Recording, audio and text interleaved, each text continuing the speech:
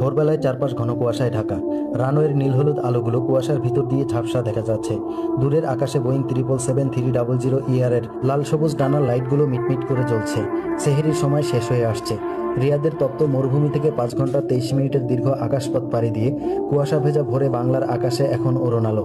419 জন রোজাদার যাত্রী নিয়ে ডানা মেলেছে এক টুকরো বাংলাদেশ।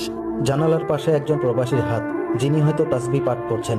রমজানের এই পবিত্র ভোরে বিমানের ভিতরে কেউ হয়তো শেষ করেছেন সেহেরি। 35 জন বিজনেস ক্লাস আর 384 জন ইকোনমি ক্লাসের যাত্রী, সবার মনে এখন একটাই তাগিদ, আজ ইফতারটা কি নিজের বাড়িতেই হবে? লাল সবুজের বিশাল এই বিমানটি রানওয়ে থেকে বের হয়ে ট্যাক্সিওয়ে দিয়ে নতুন টার্মিনালের বিশাল স্থাপনার পাশ দিয়ে 4 নম্বর বোর্ডিং ব্রিজের দিকে এগোচ্ছে। আধুনিক নতুন টার্মিনালের চকচকে গ্রাউন্ড দিয়ে যখন বিমানটি 4 নম্বর বোর্ডিং ব্রিজের দিকে যাচ্ছে, তখন 419টি হৃদয়ে যেন ঈদের আনন্দ। বহু বছর পর বিদেশের মাটিতে একা একা সেহেরি ইফতার করার পর এবার যেন নিজের মায়ের হাতের ইফতারের পালা। যাত্রীরা আসন ছেড়ে নামার প্রস্তুতি নিচ্ছে। তাদের চোখে ক্লান্তি থাকলেও মুখে এক অনুভূতি, প্রশান্তি।